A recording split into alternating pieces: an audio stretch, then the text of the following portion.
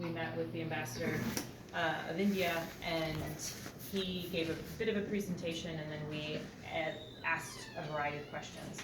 I think Sidra had forwarded on a variety of requests and questions that we had from my office. So among the things that we were told is that things are returning to some level of normal. So I'm repeating what I heard. I'm not weighing in with the position. Things are returning to some level of normalcy. Those with landlines have landlines that should be working. Those with postpaid contract cell phones, those cell phones should be working. Prepaid phones are not. That there are internet kiosks throughout towns, internet not at home, but kiosks. Hospitals are working, medicine should be available. Again, I'm repeating what was reported to me. Medicine should be available, hospitals are working, that there is still a significant military presence, but that there is some level, the initial crackdown on communications has subsided, that there is also that journalists are allowed in and that visitors are allowed in. There was some challenging conversation. Some of my colleagues pushed very aggressively with the ambassador on a variety of issues, these same issues that you all have raised related to hospitals and access to hospitals. If you can access the hospital, if it's open but you can't get there, how is it in fact the same level of accessibility? There were significant challenges. One of you mentioned Senator Van Hollen. I'm sure you're all aware, but Senator Van Hollen tried to enter Kashmir and was not allowed. The reason we were given was that he had not done enough time for his paperwork to be filed. As you might imagine, my colleagues did not appreciate that excuse. And so upcoming, it's actually a double hearing. So there's 2 different hearings next week, focused on overall humanitarian issues, focused on South Asia issues. The crux of it for those who will be attending, for those of us who will be asking questions, is going to be Kashmir.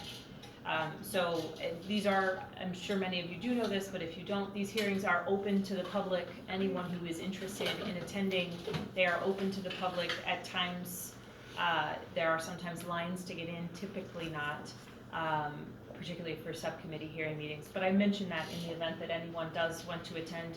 They're also recorded and available online, so if you are unable to make it, they are available and open to the public for you to be able to look at later. And you know, I heard what you said about the stories, and I know it's well documented. I know it's in. There's been so many stories, be it the New York Times, be it other reports. But as a representative, my ability to say, Nusra, who I represent, told me this specific thing, it makes it very difficult for someone to argue that point when I'm telling the actual story of someone. So I want to apologize, but I also want to thank you. I want to apologize for the fact that so frequently people are asking you to talk about something that's so painful, and something that has been painful not just now, but for years. But I also want to thank you for doing it. I know it's not easy, because you're giving voices to so many people who need to have a voice, and in doing so, you allow those of us who can advocate on your behalf to advocate at a different level. So I know it's not easy, and I apologize that we keep asking for these stories, but they do have value, and I hope you understand that.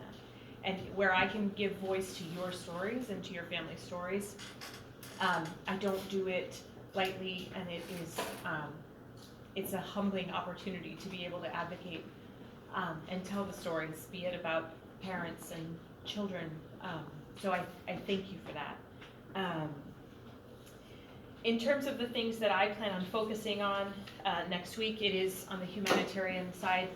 I think it was you who mentioned, you know, there's so many more elements. It's economic, it's political, it's beyond that.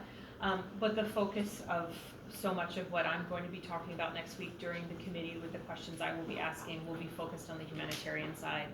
The concerns that we have related to larger economic and larger geopolitical issues, none of that matters for us to get things straight or to work things out. The grand scheme of things, if children are not being educated, if children are not safe in their homes. And so the basic needs of families to be able to educate their children and to provide basic medicines for their own survival is, I think, the foundational piece.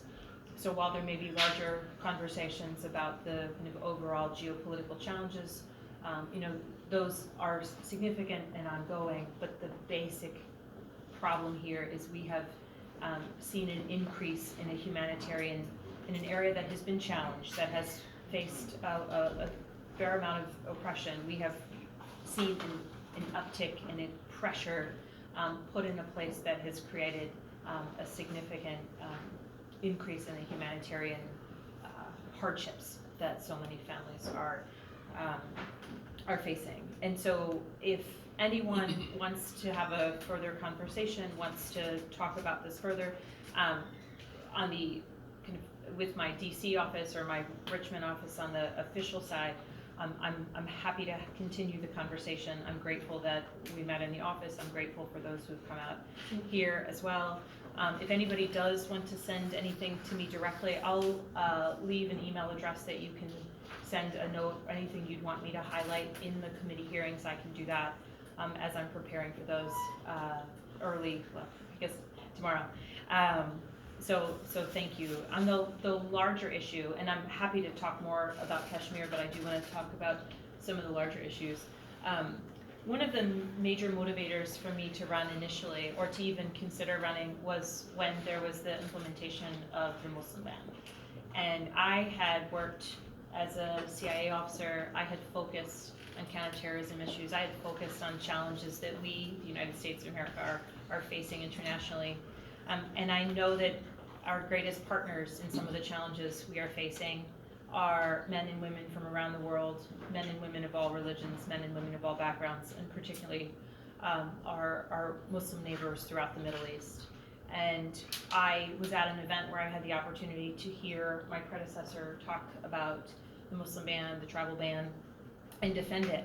And I, from my perspective, having worked so closely with people of all backgrounds, recognizing the strength that comes in our diversity, the strength that comes in our openness as a society, hearing him defend the travel ban as not just helpful towards our national security, which it's not, but beneficial in so many other ways. For me, what I heard him saying was bigoted, and what I heard him saying was wrong, and what I heard him saying was actually detrimental to our long-term policy objectives, which are policy objectives that we share with our friends and families throughout Southeast Asia, throughout the Middle East, and throughout the rest of the Muslim world. And so that was the first time where I thought, this man is using his voice, and his voice is hurting people. And that was the first time I thought, someone should replace him. And that was the first seed. Many, many months later, it was ultimately a discussion of healthcare that made me motivated to run, that got me involved in this race. But I say that because I believe that our community, and I grew up in the Short Pump area, this was a farmland when I was here as a kid, but the diversity and strength, this area has always been an area that has been strengthened by newer communities. When I was younger, I went to school with many, many kids whose families were originally from Cambodia who had fled. And when I was ending high school, we had Bosnian refugees come and make our community richer and stronger. And we had Sudanese refugees come and join our community.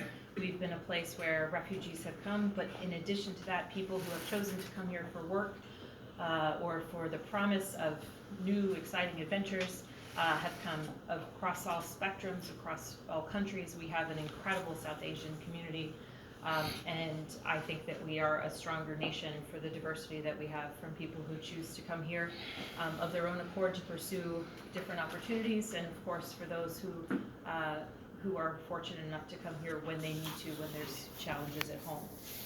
That is, I think, the problem